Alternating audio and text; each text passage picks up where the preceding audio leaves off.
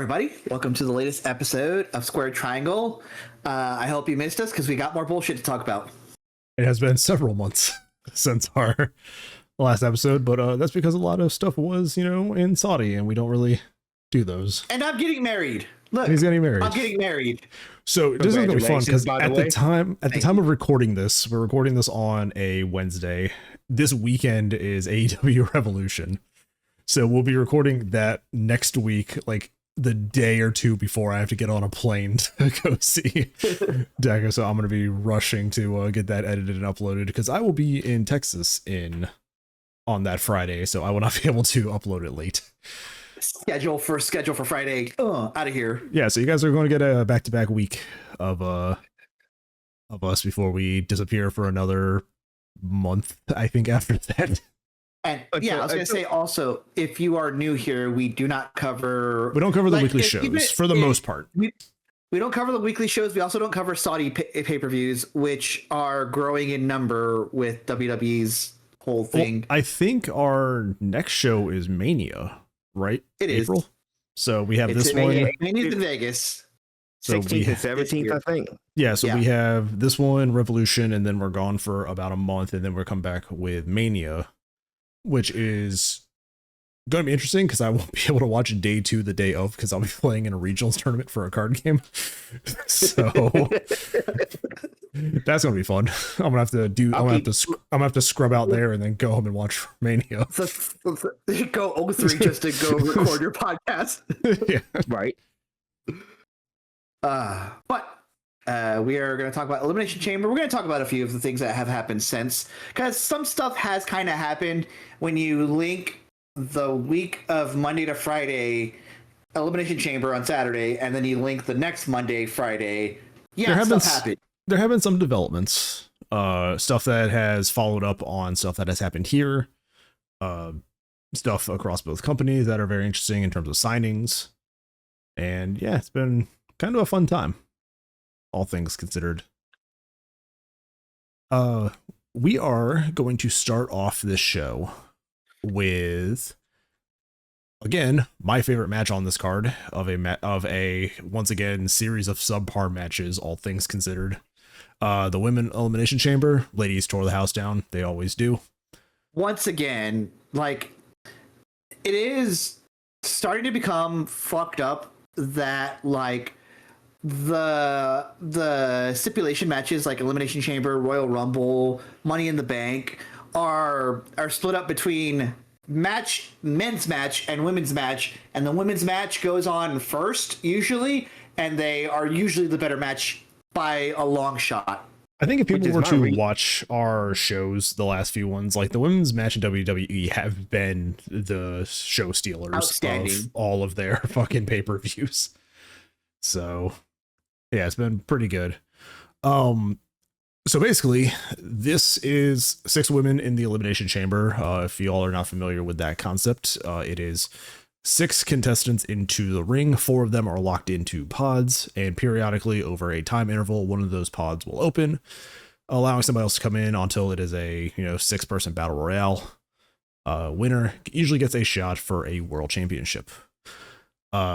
This one is to challenge Jade Cargill's championship run, which I legitimately forgot she was world champion. Her run has been so cold and dormant leading into this that it's just almost kind of sad at this point. I'm like, they're not letting her be, a wrestling champion. She's just holding the belt. Yeah, I'm not entirely blaming Jade for that. As a matter of fact, I'm not blaming Jade at all for that, because I really feel like over the last several months, WWE has gotten kind of lazy with their championships. Okay, the WWE Women's Championship should have been in so much more matches and storylines and things like that, but they're just not doing that kind of thing right now. And I don't know. I'm not blaming Jade for any of that. It's not Jade. I think they think that Jade is much worse than she actually is. Like, she's pretty solid and can I think that was the one thing we were talking about when she was like the longest reigning TNT champion. Yeah. Or sorry, TBS champion, is that if she worked in WWE style, she'd be great. And she's working in WWE style, and she's great. It's like, it's the weird paradox though. It's like, oh, we don't think she's as good as we thought she was. Then let her wrestle, let her learn and practice. Don't just keep her off a match with a belt on her trying to build up a champion. Like, it's not going to work. The thing is, Jade Cargill has things you can't teach. Okay, yeah. She has aura, she has presence. Okay, she knows how to draw the crowd in. She has intangibles that make her a star right now. You can teach wrestling. You can't teach wrestling. Charisma. You can't teach the stuff that she has. So I'm not understanding why everybody is just so up in arms about Jade Cargill and her wrestling. You know, because that's probably her biggest criticism. But they don't let her do it often enough. So whose fault is that, honestly?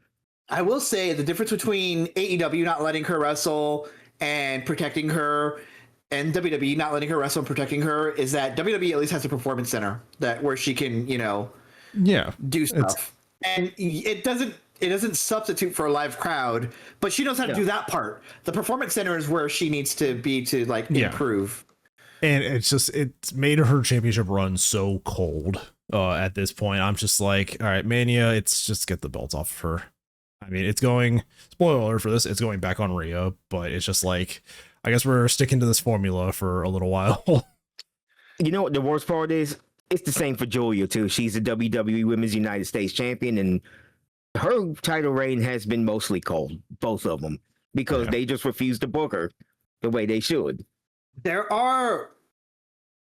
We have reached the point where there are too many women's titles and not enough women's champion, or not enough women's women to matches. On top of that, it's more like we've also reached a point where there's not enough story and booking in WWE, and it's becoming noticeable to the point where they're just throwing matches together without. And Road Dogg's gone, so at least there's some light at the end of the tunnel. It's like, and we never missed you, buddy. So it's like, never let that man near a pen again. It's just like, this is such a great match going into such a cold feud, I would say. I mean, I hope they can build it up and actually, make people care about a Rhea Jade feud going into Mania. It's given how Jade's been booked, though, I think it's going to be a uphill battle, but I still think that they can pull it off. Rhea's that good as a babyface. I think so. They're trying to do drum up controversy on. I saw that they did Instagram and Twitter stuff, and Twitter spat. That's what I know that they're trying to do to drum this up in lieu of actually having them in the ring. Yeah. So that's what they're trying to do. They have a month. They have a month to build it up. We'll see what happens. But this match, though, we have phenomenal. Alexa Bliss versus Asuka versus Raquel Rodriguez versus Rhea Ripley versus Kiana James versus Tiffany Stratton. Good roster. Kind of feel bad for Kiana. She came out to no pop at all.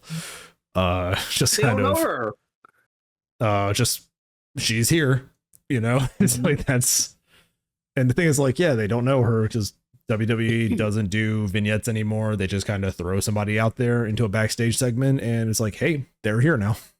It's just kind of that. So we're starting off with Kiana and Tiffany Stratton. An all right mix. Tiffany is a great wrestler.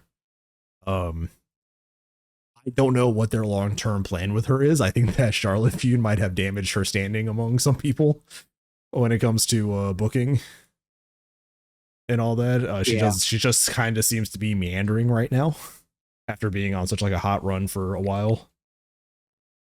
But that's also a WWE thing. It feels like they can keep people going for a ton of time, and then it's like when they're not the focus, it's like, I don't know what to do with you. Damian Priest. Mm-hmm. It's like, where is that man right now? I think somebody on Twitter pointed out, it's like, you can tell when Triple H has gotten bored of his new toys. It's like, put Damian Priest in there. Yeah, and now he's currently teaming with R-Truth as of last SmackDown. So okay, but that's great though. R-Truth for the R-Truth is great. It's like but it gives him something to do at least, because he's going for the WWE Tag Team Championship. Because he had the only thing he's done recently is he's had the feud with Aleister Black that Aleister Black lost. So welcome back to WWE, Yeah. buddy. It's like, and then Rusev getting fucking squashed by Obafemi is just kind of like, what are you guys looking for in a wrestling company? I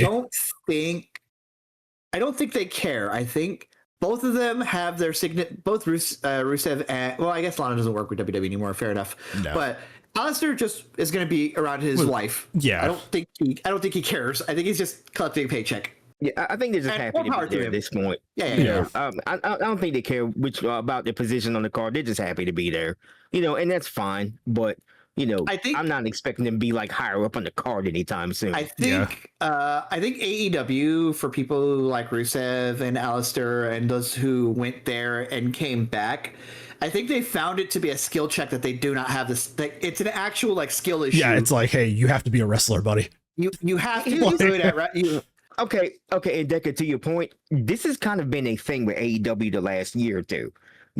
This company has leveled up so much the way that some people are just saying, well, maybe this guy just doesn't fit here. Yeah. Because you got to be like I can see over the next few years from now, as contracts start to run out, we'll probably see more steady cuts of people who just don't seem to fit into the mix of things anymore. Like, hey, you just can't keep up with what we're trying to do here. It is a very high speed, high octane, and skillful. Skillful product. Is a very athletic wrestling company. Yes. It's like if Super Saiyans were pro wrestlers, man. Yes. Like, no bullshit. Jesus Christ, yeah. Also, Yeah, so to the women's match, I also timed this 13 minutes of intros. It's like, I timed it 13 minutes. What do you want with that, dude? Like, I want people to just get in. I want people to just get into their pods faster. There's only 4 matches. They gotta fill time.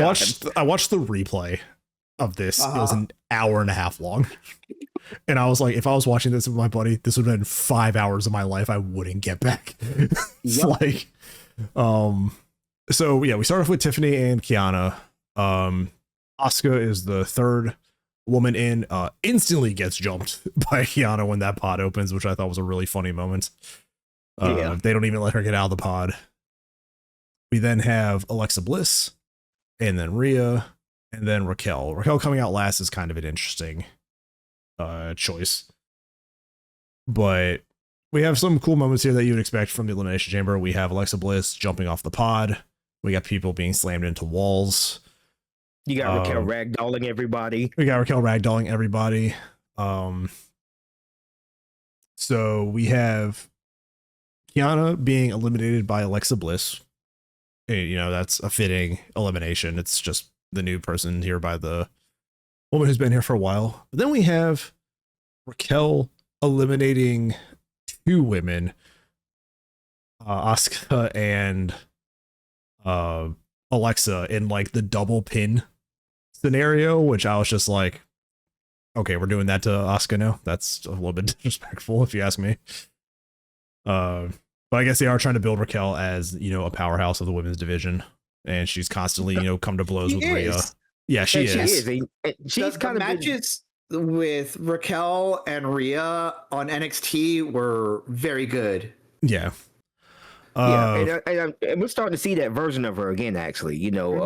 She's just going out there being a powerhouse.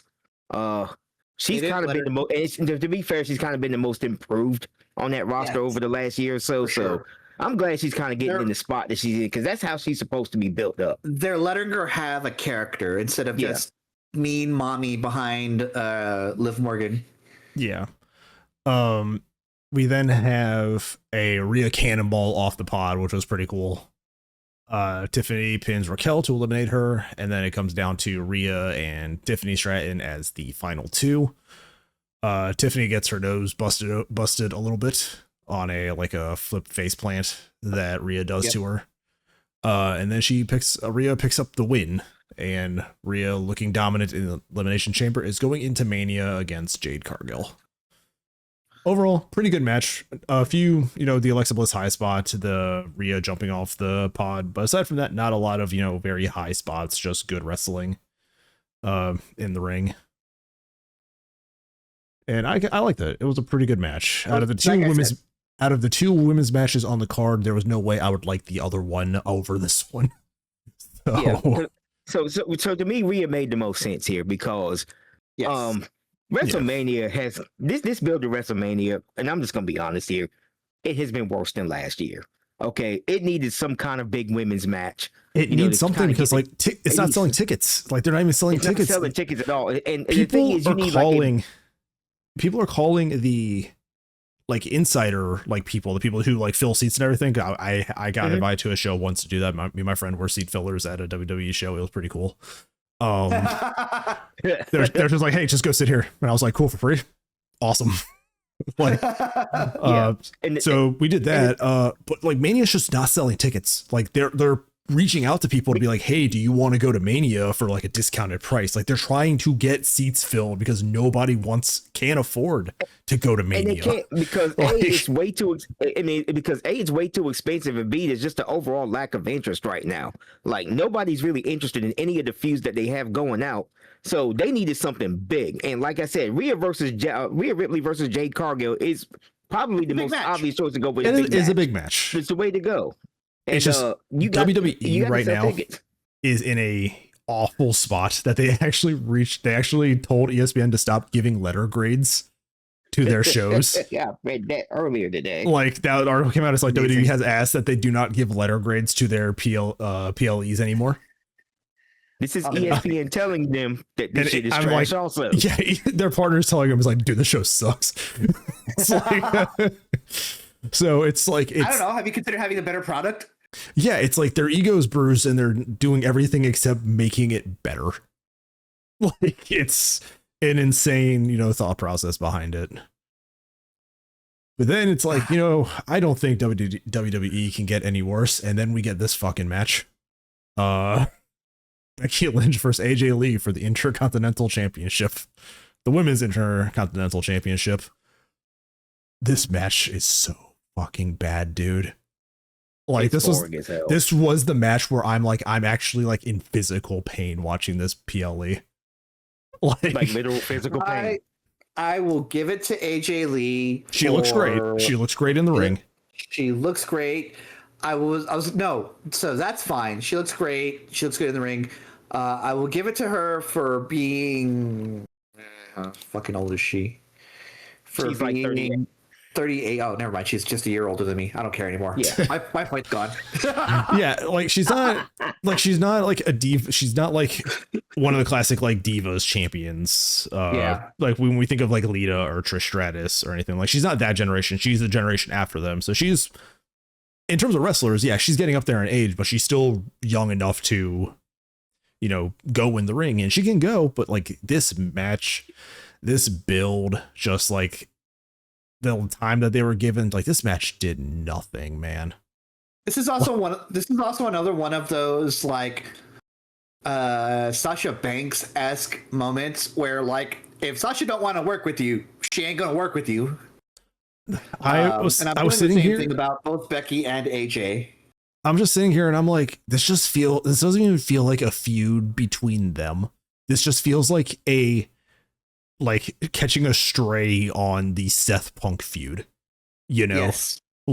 This doesn't feel like their feud for some reason. It is, but like for some reason it just doesn't feel like it. This feud is not passing the Bechdel test. The whole thing is just Becky acting like an absolute maniac, and AJ Lee just kind of looking at her like, hey, you okay, babe? You need therapy? And it's like it just does not work for whatever reason. Like the whole thing building up to this match was just mostly weird, and the match itself fell flat, and I was just okay. I'm like watching this match and I'm like, AJ Lee is in Lyra's spot. Like she's in a younger wrestler's position right now. This could be any other wrestler fresh out of NXT and actually, be a great showcase for them, but they're running back the classics because they don't trust their younger division that they've built for some reason. And which I understand that, they got to sell tickets and they got to fill seats and all that. But if you're going to use AJ Lee as Intercontinental Champion, you got to build some of those young talent up. You know, I'll preferably a Lyra Valkyria, somebody like a Lyra Valkyria, or just pull Ruka, somebody like a Sol Ruka, pull her up from that. This could have been Sol Ruka's spot. NXT. Like, yeah, this could have been Sol Ruka's spot, and you can protect Becky because Zarya and Sol Ruka are kind of having a feud going right now. So it's like, hey, Sol Ruka's about to win. Zarya shows up. Oh, people are interested in this other feud that's happening now in NXT. You know, it's just kind of like, oh, and we protect Becky. But this one, they're just like, no, you're going to be Becky, AJ. You're going to get the fucking title that you haven't gotten yet. And then we're going to figure out what to do with you. So, two shenanigans in this match. The ref gets taken out. Becky taps while in a submission hold and begins to, you know, take advantage when AJ realizes that, you know, the ref's not there.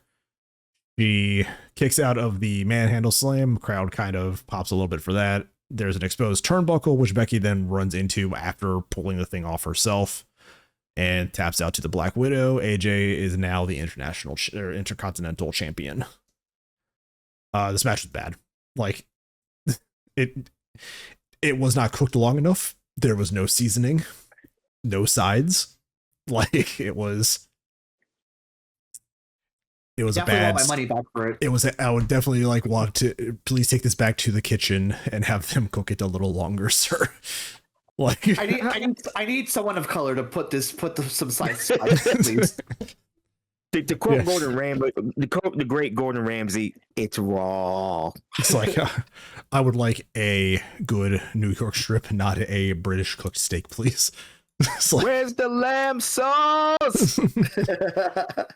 It's like, Trips, sorry, man, you were not cooking. Like, it is not. This was just like the problem. The more that we watch Unreal, it's not Triple H. It's not just Triple H. Like, yes, he has the final say. It's just everybody. It's all his yes men. It's all his yes men. They are a bunch of hacks in there. You can just tell. It's not just that he has a bunch of yes men. It goes back around to Triple H being like, well, I trust these guys because these guys are very good at their job theoretically. And then it just loops back around to being like, yes, Triple H, whatever you want. And it's this vicious cycle of nobody actually. And they're looking at they're looking at the financial. They're looking at the financial line, and they're like, well, it hasn't gone down yet, so we're doing something right. Like, and it's like, no, it's the 4-digit tickets to Mania you're trying to sell for fucking nosebleeds. Like, so the family of 4 with little Billy is not going to be able to watch WWE anymore, but he can go to an AEW show for $35 a ticket seat.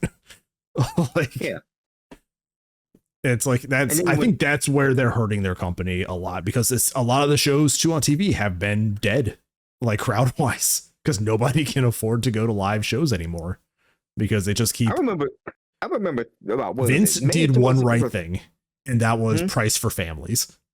Yeah, because back in May of 20, I'm gonna tell you this real quick. May of 2022. This is the last time it was one of them months. I can't remember. It was back in 2022. It was my last WWE show I went to. Yeah, I was at that one too.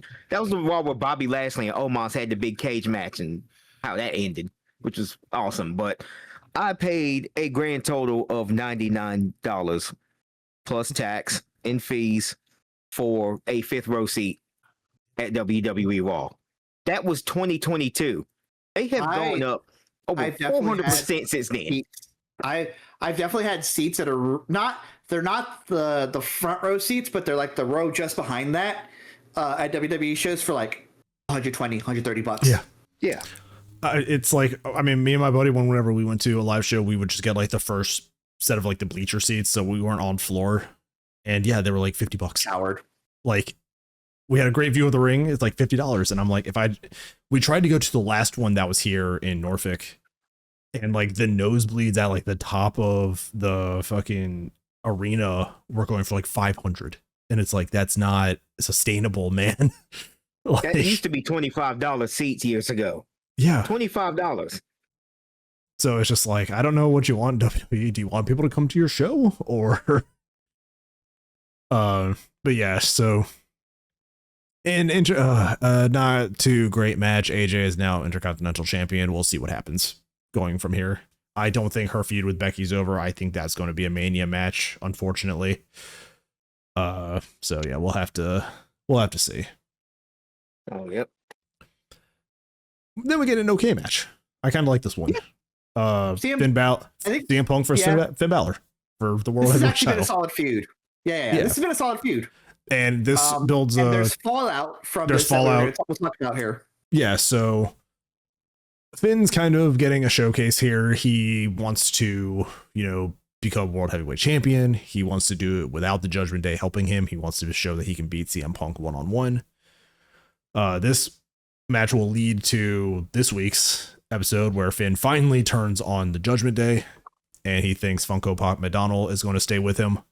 But then the rest of all of Judgment Day jumps Finn Balor. He does the full babyface turn. Bobblehead McDonald. So Finn is now babyface. Judgment Day has kicked him out, ironically leaving the person who did not want to be in Judgment Day as the sole remaining original person, and that is Dominic Mysterio. Like, they were just hey, like the de facto leader. I guess he is, the de yes. facto leader of the group now. Yeah, but it's like, hey, Damian Priest and Rhea and Finn are going to make Dominic Mysterio's life hell until he joins them. And then, Rhea does what she does, where the goth girl wants you and you cannot resist. And now, after everybody, Dominic's the only person still left from the original lineup. As you'll recall, Rhea Ripley choked Dominic Mysterio with her thighs. Yep, that would make anyone fold. Should have been me. like one time. Yeah. And it's like, I think that's the most egregious thing that WWE is trying to tell us, is that Dominic Mysterio can get pussy. Like, it's just. I will say there was multiple women in Judgment Day. I know a lot of Hispanic people that look like that, look like Dom. It's true. It's just the aura. Like, aura will get you in a lot of doors you can't get into normally. To be fair, though, he does have aura, because he was getting booed out of the building and still managed to cut promos and not break. And it's like, he actually fucking did it, Yeah, no, I'm really happy with the direction Dom. I think he's definitely a Dom focused Judgment Day, instead of having like Finn and Dom competing for who's like the leader or whatever. I think that's going to be a healthier direction for both Dom and Finn. Yeah, I'm looking forward to seeing what Finn does. I will say, I think Dominic has escaped the I'm Rey Mysterio's son energy. Oh yeah, absolutely. Like, he is now broke out on his own. He is now his own. He is not Rey Mysterio's son. He is Dominic Mysterio. Like, because from and this goes back to the pandemic. When Dom first came in, from that point until now, that is quite possibly the biggest level up I've seen from a WWE superstar. Is that 4 years? Dom just it's like 6 years. He just gets it now. He was a white meat baby face that was like, I'm this guy, but without a mask and a couple feet taller. Rey Mysterio, Roman Reigns powerbombed him outside of the ring during the Thunderdome days. Yeah, like, I still see that clip. I'm like, what the fuck was his problem? It's like, what was Roman's problem back then? Roman was a crash out, man. We also cannot forget, because I think it happens after this match. The box comes out and it's revealed to be Danhausen debuts. People backstage, there was like a bunch of conflicting reports where it's like a bunch of creative backstage was like, we did Gobbledygooker number 2. Like, that was the energy. Like, they just didn't get him. So the one thing I will say, watching the recording after, I loved it from the perspective of somebody who watched a lot of Adam West. Yeah. Like, I loved that energy about it. That was cool as hell. He's been pretty funny. He's been like an R-Truth kind of character where it's like, it's Stone Cold still general manager. He wants a Hall of Fame induction. Like, he's definitely like, he's feeling like an R-Truth sidekick, which I think eventually we will probably see the two of them interact. I'd like to see that. I can't wait. He also cursed Dominic Mysterio to have him lose, and lost the title to Penta. Penta, yes. I remember. It's like, Penta. I remember now. Penta works for the company. Yes. So, but yeah. So I can't wait for Truthhausen. That's gonna be a great combination. I cannot wait for Truthhausen. I think the joke was like, I can't wait for Danhausen versus Mr. Iguana for custody of Laleska in 2026 Mania or 2027 Mania or something. I was I can't. To be fair, I would break the Saudi rule to watch that. It's like, hey man, we're gonna have Danhausen versus Mr. Iguana in a comedy wrestling match, and I'm like, I'm set.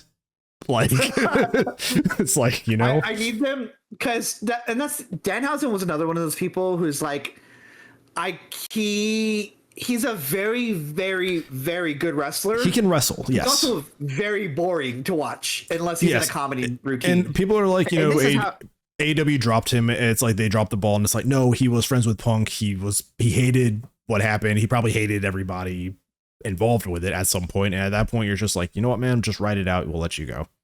Like, basically. And the thing about Danhausen is, yes, he's a great wrestler, but he's a good wrestler. I wouldn't necessarily call him great. The way they're using him in this company is about how I expected. Yeah, it's a perfect use of Danhausen.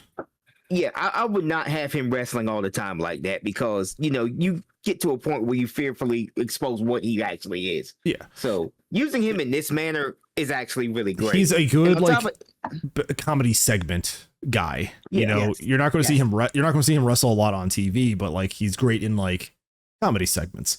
We're going to see him backstage at Mania during the one or two vignettes I do to give everyone a paycheck. I would love it if he hosted. That'd be pretty cool. Like, I would love it if he hosted. But do you remember the AEW clip of Jericho walking away from Ishii? Like, through the backstage area? Like, Ishii's, like, slowly just following Chris Jericho during their feud for the title. It's like, that's the kind of stuff that I think, like, Danhausen would excel in WWE. Just these, like, random backstage things with a bunch of different superstars. You know? Yeah. And there's a lot of reason why I do believe Danhausen would work well in WWE because you don't have to do a bunch of 5-star matches, you know, in order to get over with that crowd. You just got to be entertaining.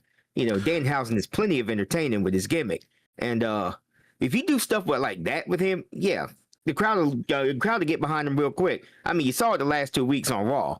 They got behind him. They did not get behind him in Chicago though, because this pay-per-view that man's like, I'm a friend of CM Punk, booed out the building, and it's like, okay, well that happened.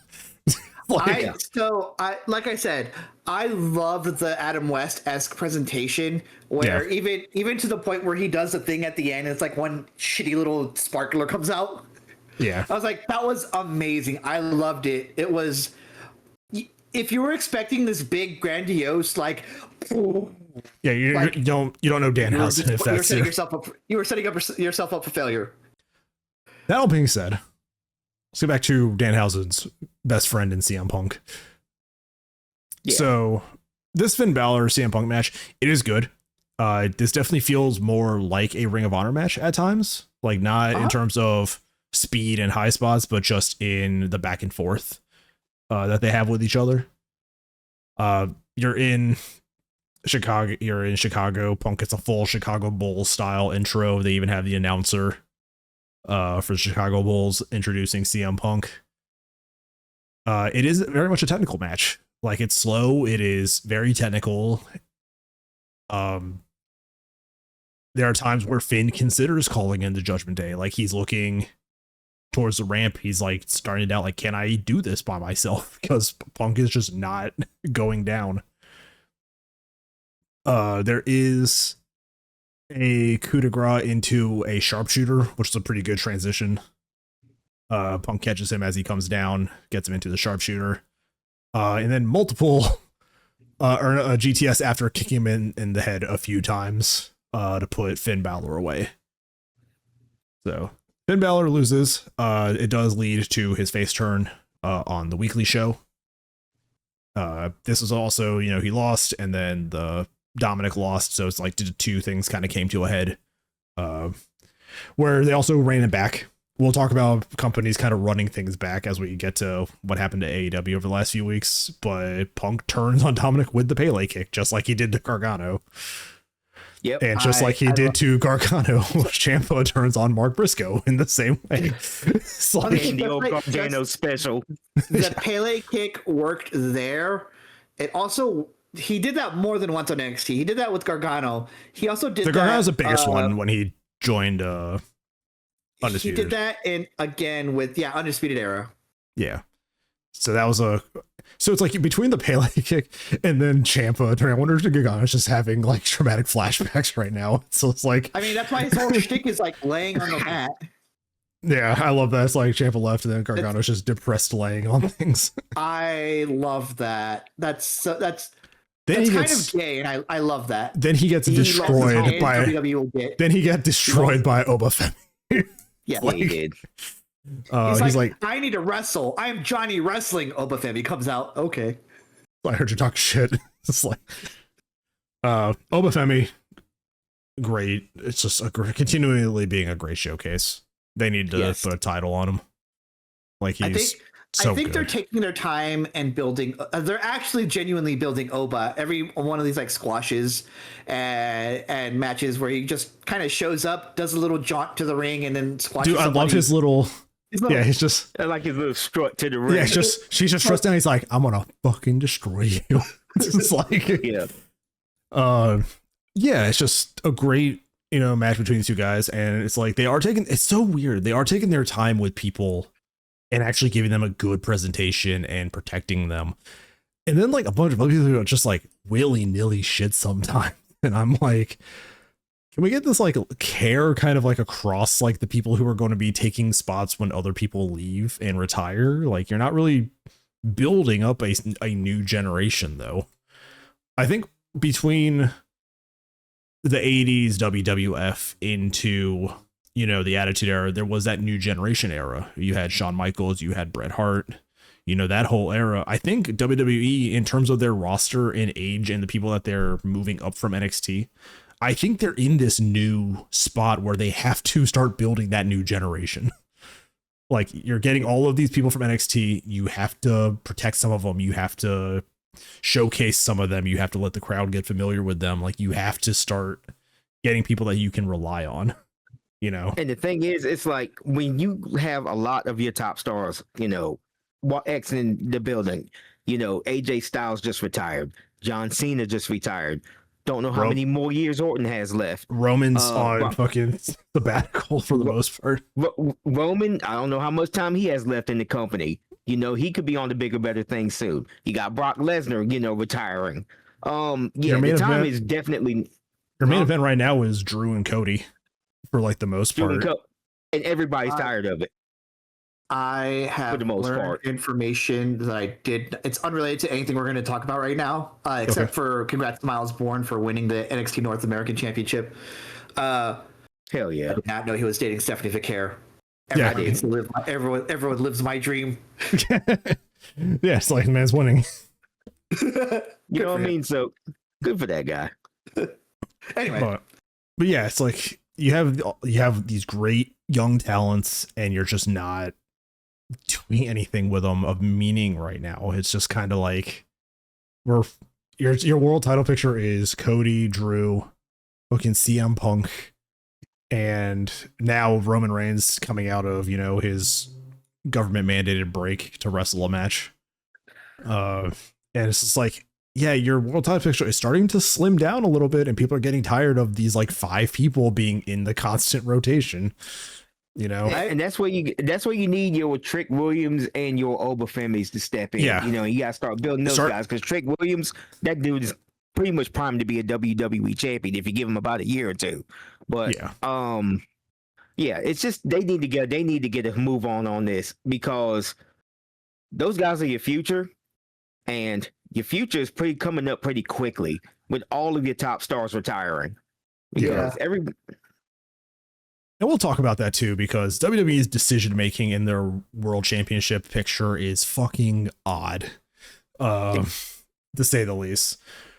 I will say, so in this Elimination Chamber match, as we get to it, this is a good Elimination Chamber match. I was gonna say the people that are in this match also, all of them.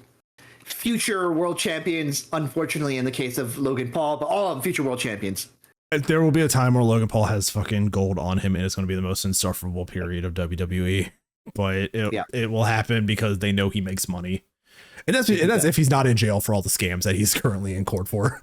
I will say, so Logan actually like shot back at Jake when he was tweeting some fucked up shit about immigrants. And I was like, oh, well, I guess the broken clock is right a couple times. That's TKO going, no.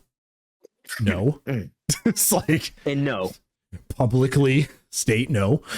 It's like, but yeah, the bar is in hell, and they're still somehow below it. This is a pretty good men's elimination chamber match. It's definitely not going to be listed among like the classics, you know, like the first one with Triple H and all them in it, because that one was actually pretty fun. The first elimination chamber was actually a pretty good time. But we have Trick Williams, LA Knight, Logan Paul, Randy Orton, Javon Evans, and Cody Rhodes. The stuff going into this is Drew McIntyre is currently champion. And this is kind of the culmination of a buildup of, is it going to be Randy or is it going to be Cody? This is also Punk's storyline of like, hey, Roman is unsure of who he's going to be facing at Mania, with Finn now being given an opportunity. So it's like, they're like, oh, what's going to happen at Mania? And it's like, we know what's going to happen at Mania. You're booking the same safe shit you always do. I would love to see, I want to see a longer program as far as people in this match. I want to see a longer program between Trick and Randy, because I think they have really good chemistry. They have great fucking chemistry. This match was incredible. Yeah.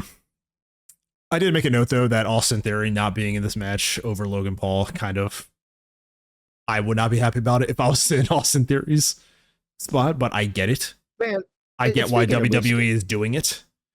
To touch up on this though, but like I thought, you know, Austin Theory joining the Vision was supposed to be like the turning point in his career, but it just feels to me he's become a lackey. He's become a lackey with Austin Theory. To Logan Paul. Like, I mean, if they were going to do this to Austin Theory, you should just kept him with Grayson Waller and called it a day. Yeah. Or just turn him face. Like, do something meaningful with that guy. I do find it funny that the moment he joins the Vision, he gets a Death Rider haircut. Like, it's... Yeah. I'm just like, okay, I see what you're doing. I'm here looking like a Death Rider with my shaved head and my fucking beard right now. So they also say Javon Evans' name wrong. This is the man's first Elimination Chamber match, and the ring announcer very loudly calls him Javon Jackson. Yeah. And I was just like, man, I would be pissed off if this was my first big main event and people fucking said my name wrong. We do start off though very interestingly with Cody and Javon Evans is fucking great. Boy is bouncy. Like, that's his. He is bouncy, yeah. He is bouncy. He is great. They have a nice little back and forth. Trick comes out third. Trick backhands the shit out of Javon. That like, was crazy.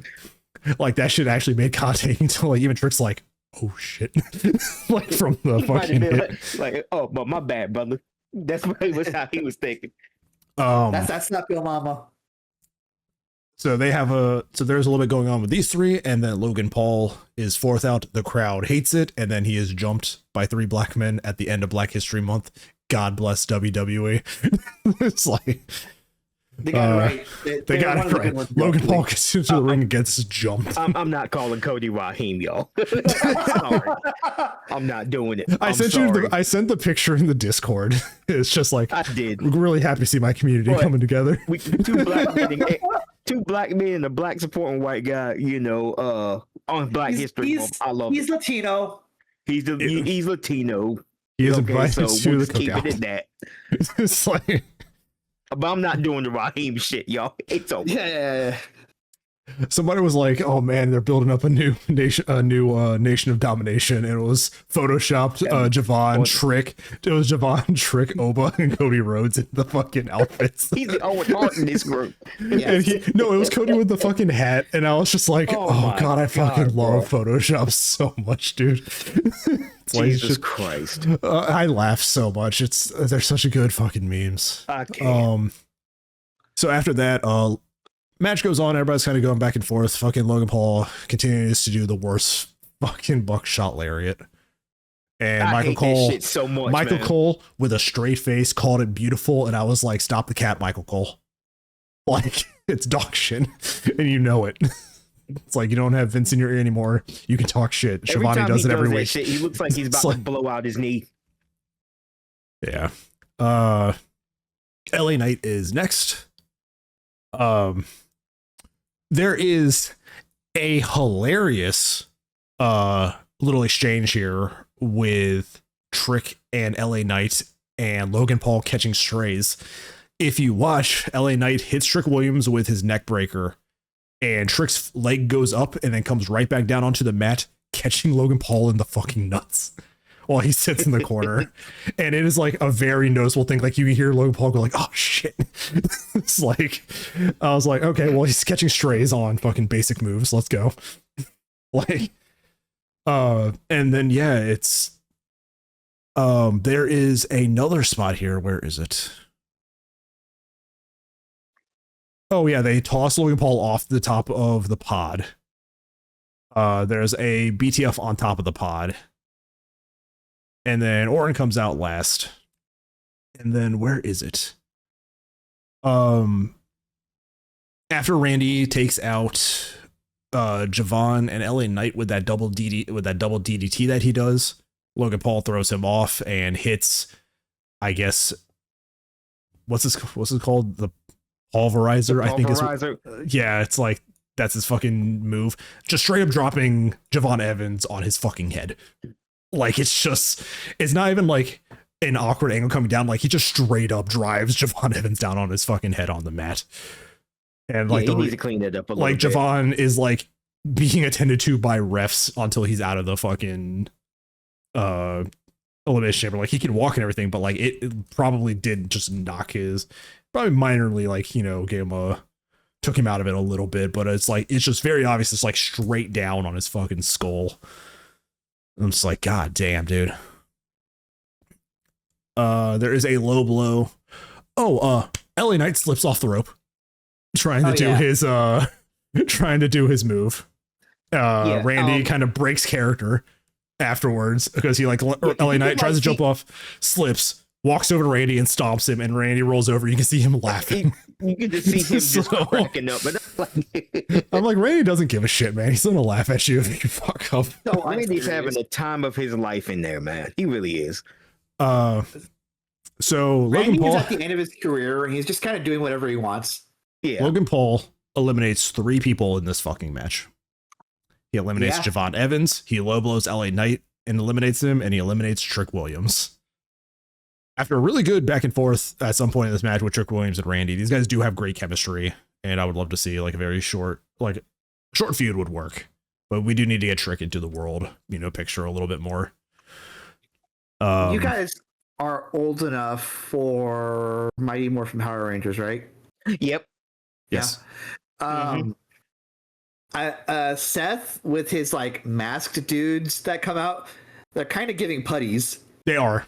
I saw that. I was thinking, dude, I was thinking more of the Foot Clan from Ninja Turtles. They are Foot Clan. Yeah. I would say I saw the fucking segment on Monday of Seth and his just fucking lackeys. Like, they're not even WWE wrestlers. They're literally just guys. Because that's been the whole thing. It's extras. Like two random guys have been the masked man. Like, Seth has hired Goon Squad to be like whatever, and like they all put their masks on. They put their masks on and they fucking do the shuffle in the ring where they're all moving around. And I was just like, this is what we have Seth Rollins fucking doing right now. Yeah. Yeah, that was the opening. I was just like, he put his mask on and then they started moving around, and I was just like, we're not doing this, are we? Like, I am fully expecting Seth Rollins at WrestleMania to come out in a Super Shredder outfit.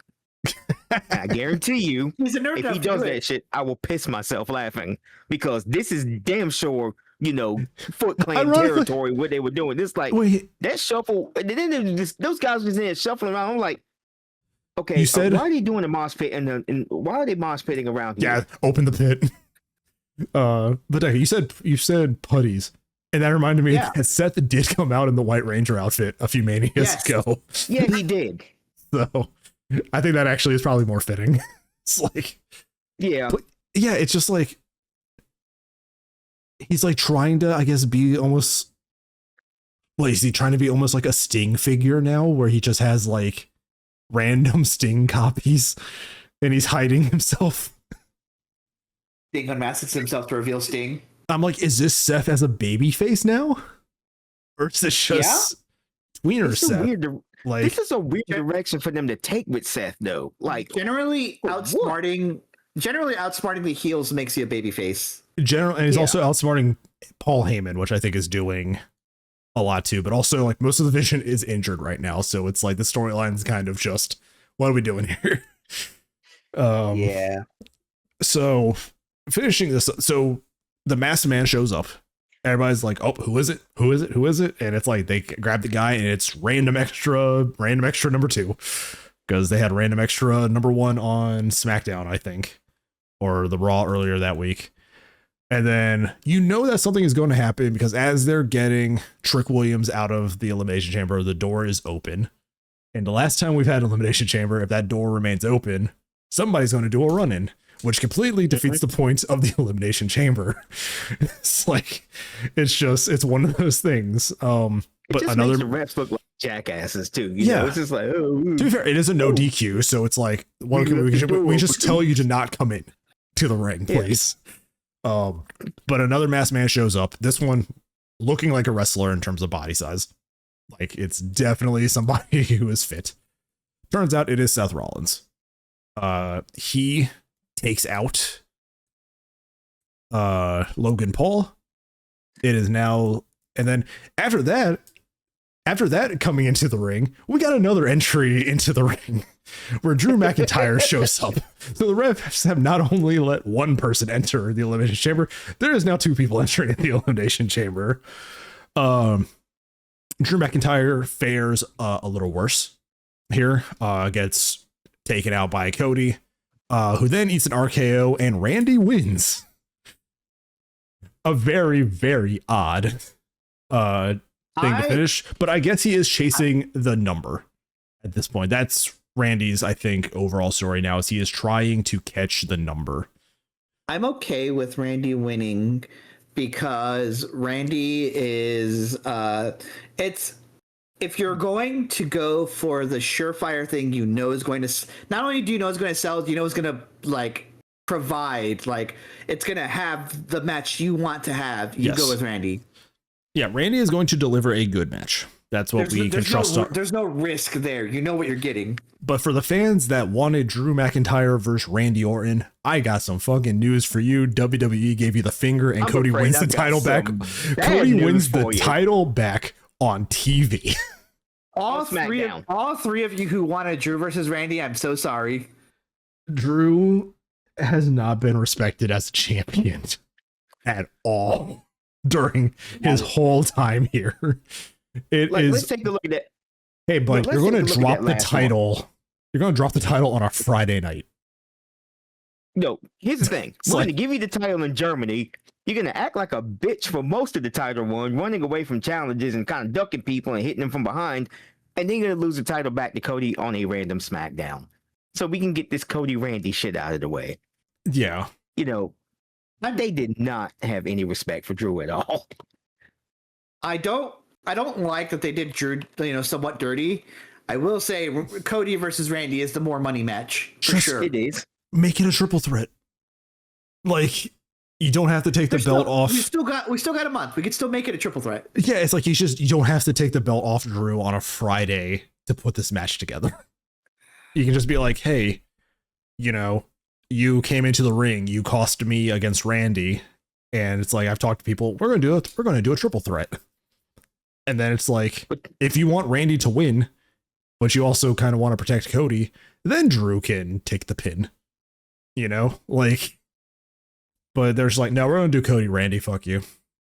Give us our title back. The thing is, again, this can really, and again, it kind of illustrates the desperation of WWE to sell WrestleMania tickets, which is why they put that match together.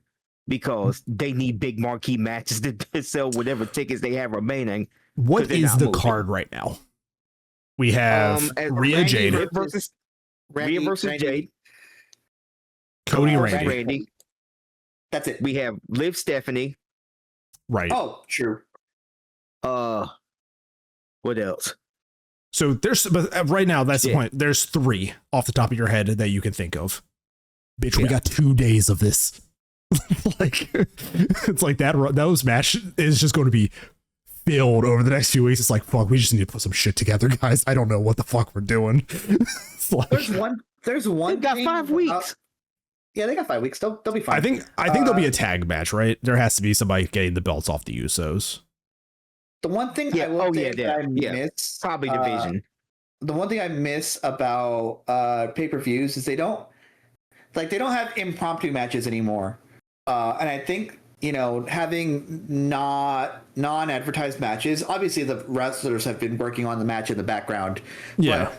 But having those impromptu matches, I think, was really interesting, and it kept me watching to see what the rest of the card would do. If you're going to show me 5 matches, and I'm like, cool, and it's like, wait, we have like a weird amount of time still, and then somebody's going to come out and talk shit about how they're not on Mania, and then you get like a big debut or a big return. You have a 10-minute match, new face wins. Like, that's a great addition to a card. It's like, that's a nice little surprise. But yeah, like more impromptu stuff. Like, hopefully one where Seth McMahon also doesn't injure himself and then Snoop Dogg has to take over. Yeah. It's like, where the cameraman's just like, punch him. It's like, so I'm looking at the card here.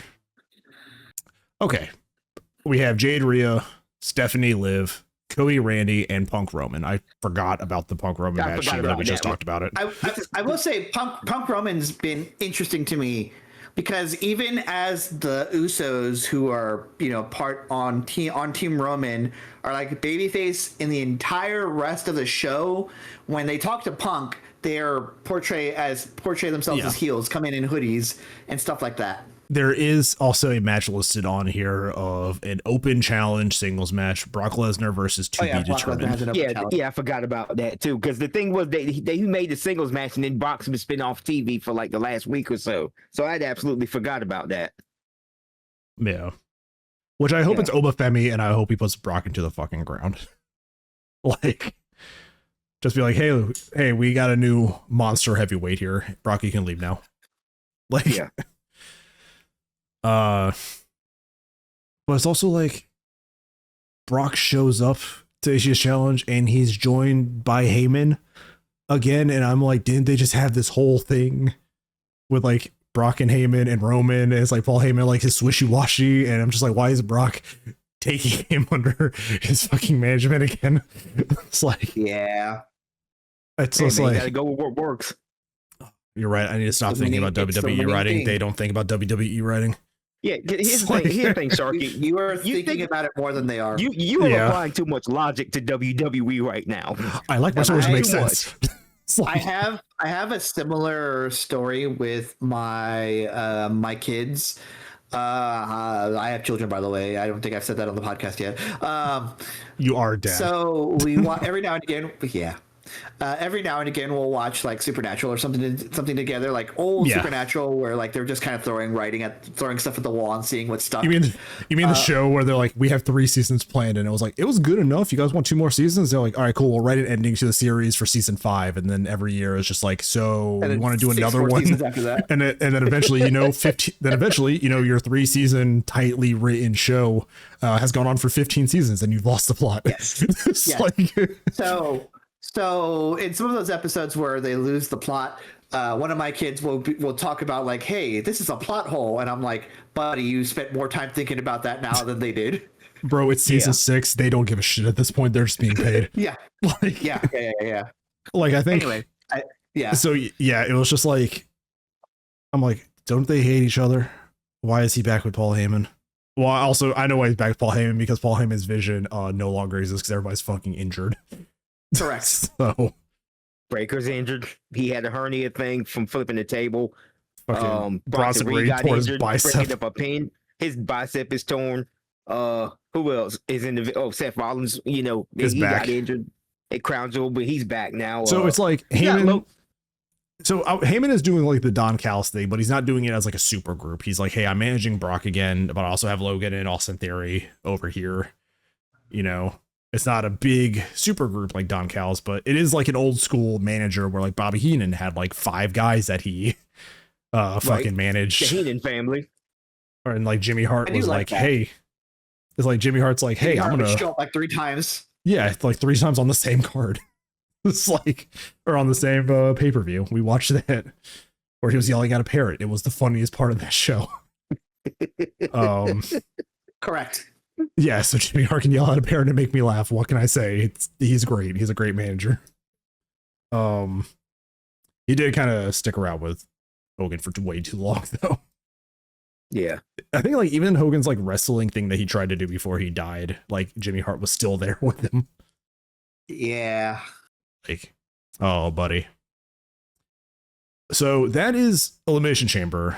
There was some fallout, which we've talked about. From the WWE side of things, we have a babyface Finn. Seth is back as a tweener, I guess. Cody Rhodes wins the title back on a random Friday night. So it's a bunch of interesting things happening in WWE, and now Road Dogg is gone. So we'll see what happens to their creative. Because he was lead of SmackDown. So SmackDown, I think, is going to have a new head writer. Let that man near a notepad ever again. Don't ever put another notepad as long as you live, buddy. Or a pen for that matter. So that's what's going on into the WWE world. We still got some time. We can touch up on a few other things as we go into Revolution this weekend. We have a build up to the Hangman MJF match. You know, those two have kind of been going at it. Swerve finally gone full heel. And I believe he is taking on Kevin Knight at Revolution. Yeah. No, Brody King. He's taking on Brody King. He's going after Brody Swerve King. is going after Bandito and Brody King now.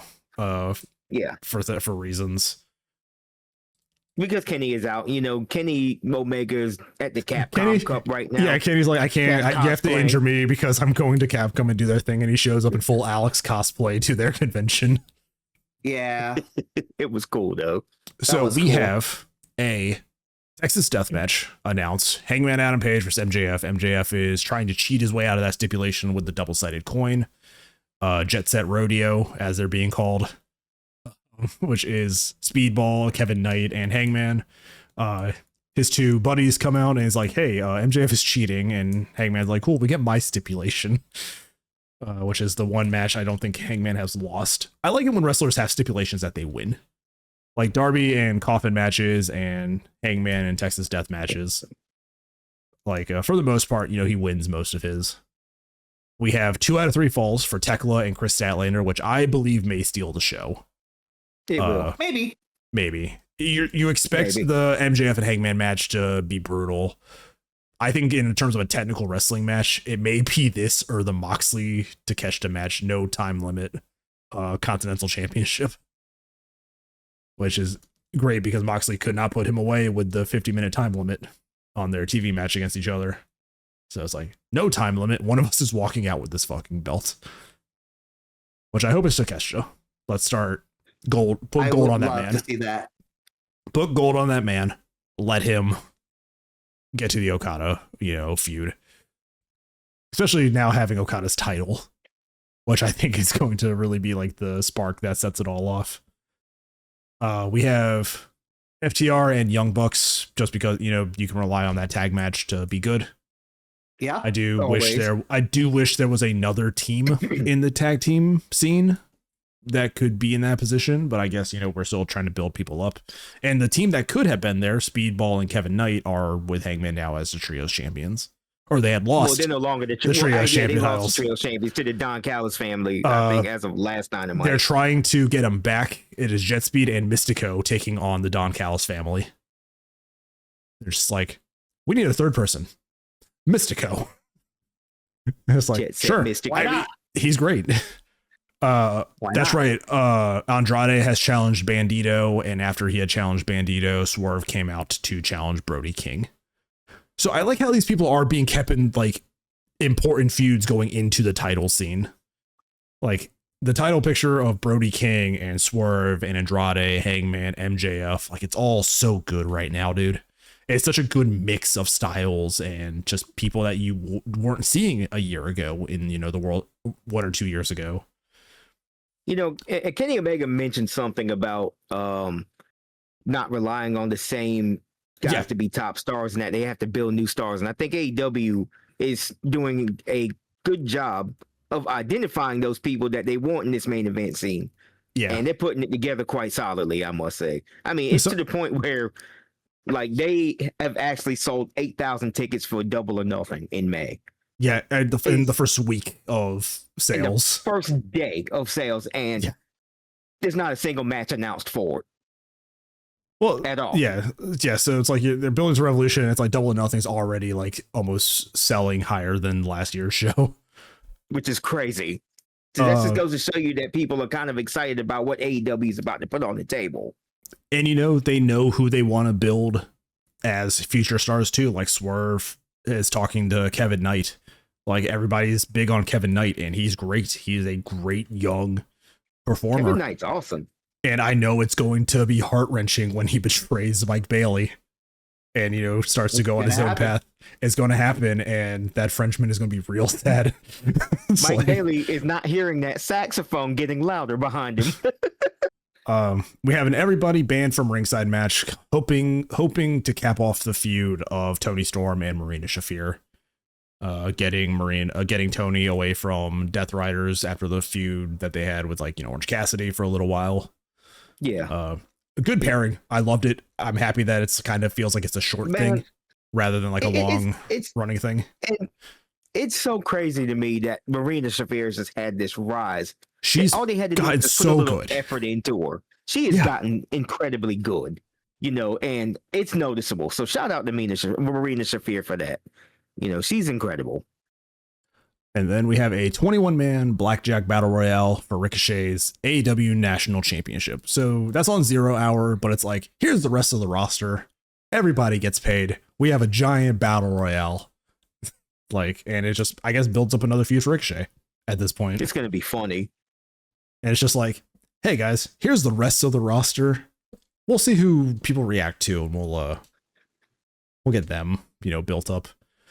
They did say that Butcher and Blade are healthy again and they're ready to wrestle again. They just need to find a space for them. And I'm like, just throw them a Ciampa at this point. Like, give Ciampa a faction, you know? Yeah. Like, hey, do we really want that though? I mean, it's like, hey, we'll get back on TV. You'll do what you got to do for however long, you know? It's just better than just throwing these guys that have been out for so long into things and, you know, kind of have them come out like kind of lukewarm. But like, hey, put them to a hot act, you know, we'll give them some vignettes, we'll give them some backstage stuff, we'll get people refamiliar, and then they can push them back into their own people again. Yeah, I think just kind of throwing people who have been out for too long just into the mix again with people who might not have watched them prior to the injury, and it's like, who are these people, you know? There's just kind of got to be a way to slowly introduce those talent back into the fold, you know, and I would just do it as slowly as possible so you don't overexpose them in a quick period of time. Yeah, they just get to let the crowd get to know who they are. And I mean, I like Butcher and Blade. I mean, and things like you can have Butcher and Brody King kind of have like the meat matches, and Blade is a good technical wrestler. You know, he was great in TNA and all that. And it's just like, these guys, they've just been out for too long. So it's kind of like, fuck, where do we fit into all this? And this is what we were talking about. It's like, they have to prove that they fit in to this current environment some way or another, or else they're just going to be like, well, shit. Like, and you know what? And the thing is, they have Ring of Honor, right? Yeah. I want them to kind of do more with Ring of Honor than what they're doing, because now they're doing like a they're doing their own streaming service. Studios. And they're filming let's do that. Ring of Honor now is filming in a studio. People were kind of it looks good, by the way. People were kind of dunking on it. They're like, "Oh, look at that! It's so small. There's no audience," and it's like, it's a studio show. first of all. Like, there's not going to be a huge audience. But also AEW has started their own streaming service for people outside of the US, which also, I think at one of the monthly tiers, includes Ring of Honor TV. So it's just like, hey, look, everything. AEW, you can watch Dynamite live, like, on this streaming app. And now that they have their own streaming service, which is like international, I would use that thing to produce some content for the streaming service so you can get everybody, to watch that product. I would do not only just like the stuff from Dynamite and Collision and all that stuff. I would do Ring of Honor pay-per-views on there also, and like expose the rest of the world to the rest of the roster that you have. They started it. Somebody was already watching it, and it's like their live like playlist one is just an entire playlist of episodes.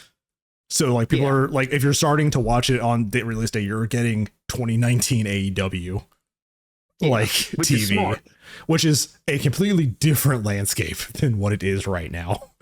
It is wild how much this company's evolved, and I think they've been way smarter with their free agent signing. Everybody who has been brought in has been given something to do. They just haven't been hired and forgotten about. They've all been showcased. A bunch of old AEW people are coming back, and they're being showcased again. There are people that are still missing. I want to see Sheeta more. I want to see Butcher and Blade again. I want to see some of these day one guys kind of brought back into the mix of things. But I just don't know what's going on with Sheeta. It's not that I don't think they're booking her. I think she's not wrestling right now for some reason. I think she's having passport issues or visa issues or whatnot. It's that, and I think she's just doing other stuff right now. So she's not wrestling. But it's like Sheeta was like the fan favorite of the women's division for the longest time, and it's just like, I don't think they truly capitalized on people early enough. But then as they started signing more, it was just like, fuck, we haven't gotten this down yet. So now we have too many things. And it's like, well, it's a good problem to have, right? It is. And it's like, that's what makes AEW so great. It's like, they have this roster. It's like, oh, fuck, Kenny Omega's injured. You show me that you can move up. And it's like, if they can, it's like, you tried, we're going to keep you right here for right now. You get out there, see what you can do. Like they have that roster where if like Seth Rollins gets injured, it's like, fuck, there goes 4 months of story, because we don't have anybody that can fit into this position, because this is literally based on fucking Seth Rollins. And I think that's where factions kind of help, like if you have groups, which also makes sense if you're a wrestler. It's like, I'm taking on somebody that has a group of people. I should have my own group of people, so I just stopped getting jumped. It's like, basically. Surely I have a team of Avengers here. Yeah, and I mean, it's crazy, the roster depth, and Ospreay's still gone. It's just like, Kenny's not there, and you still have a main event scene this good. Mm-hmm. Good wait till Ospreay. Man. But the thing is, now we got Dave Finlay. And now we got Dave Finlay and the War Dogs, now just being called the Dogs, feuding with Darby and Orange Cassidy, which is a great day one team for the fans out there. Just Darby and Orange Cassidy as a team. But yeah, Dave Finlay, they wanted to make it, the reports are like, hey, he'll be the leader of Birthright in NXT. He was like, no. And then he went to AEW, and then I think they did want him because when in NXT, when Charlie Dempsey betrayed Tavian Heights to join Birthright, Fit Finlay was there. And I was like, oh, this was supposed to be the episode where Dave Finlay comes out and jumps somebody, and his dad's there looking on proud. He's like, hey, so Finlay, we didn't get your kid, so we're just gonna put Regal's kid there instead. And Regal's like suddenly back. He was apparently away from the company for a while. He's just back now because his son is joining the faction. And it's just kind of like doing some interesting things in all these companies right now. Some of it's good, some of it's not, but we're doing some interesting things. Like, there's a lot of trying stuff sometimes. That's the thing about NXT. I think NXT is where you can just like throw shit at the wall, and it's like, wow, I'm surprised that worked. And then you just like do something else, and it's like that didn't work, and it's like, yeah, we kind of expected that. But that's like the perfect place to try that stuff instead of the main roster. Hey, if the performers are good, it could get over. Like that's the thing. It's like you have to not rely on your creative, you have to rely on the people doing it also. But yeah, it's like a lot of cool signings, a lot of things happening. Revolution is our next episode, and then we watch Mania, which I hope they fill out because, like I said, there are 2 days of shit, and they have to reach their hour and a half of wrestling on their 4-hour shows. So we'll see how many matches they put on these cards. We can only hope. We can only hope that it's actually like enough for me to give a shit. Because like I said, if they don't do enough and it's another hour and a half of wrestling, I'll be like, well, I'll just watch it. I'll watch the whole thing on Monday. I just don't even care. It's like, it's just honestly how I'm feeling about WWE. It's like I'm watching it for the show, but I genuinely just don't care right now. Yeah, I'm just not invested enough in this WrestleMania season this year because it doesn't feel like a WrestleMania season. It's a weird season of WWE. Like, and every show has like one bad season. I think WWE is just in this like weird spot where TKO wants something and the creative just doesn't know what to do right now. And it's like you have all these new stars that they are like, fuck, this person didn't really get a personality in NXT, so how the fuck are we supposed to use them? You know, it's a lot. And it's like, fuck, a lot of our top acts are also injured. Fuck, Mania's in a month. Fucking stressing out trips. It's like, but yeah, we're back to wrestling season, so we're about to have more consistent episodes again. But yeah, I got nothing else for this. Like I said, 4 matches on a card is not a lot to talk about. So no, I got everything I need to get out. I think so too. So yeah, we will see you guys next week for Revolution. Hopefully I will get it out before I have to get on a plane. So that'll be fun. But yeah, Becca is getting married. That's why we're going to Texas. We're going to his wedding. I will if you follow any of us on social media, you'll probably see pictures of the entire, or for the most part, the entire Without Context crew. Getting some pictures taken. Everybody shout out to Haley who couldn't make it. Haley couldn't make it. I don't know if Sky could not make it either. Sky could not make it. They just moved. Most of them are there. But we will be make it either, sadly. We will get that, and then we will see you guys in a month after Revolution for WrestleMania. And hopefully it is a good show. I trust WWE to not fuck up their biggest show of the year. They can probably pull it out their ass. It's looking like it's going to be a hard road to get to that point, though. Yeah. But yeah, I guess only thing left is if you guys enjoy this show, we have a YouTube version of it where you can watch us on our cams and all that if you want to have a video to it, or else this goes up on Spotify as just an audio file. So if you want something to listen to on a car ride or anything like that, you can listen to us there. Don't really have any social media presence. We've kind of given up on that. So basically this whole thing spreads by word of mouth for the most part. If you enjoy hearing us talk about wrestling, feel free to share it with friends, pass it along and all that. If anybody's in wrestling chat rooms or Discord servers, feel free to shout us out if somebody asks for any podcasts to listen to. We don't upload frequently, but when we do, it's just to talk about our big events. So there's nothing else, guys. I think we're good. Yeah, I'm good. Cool.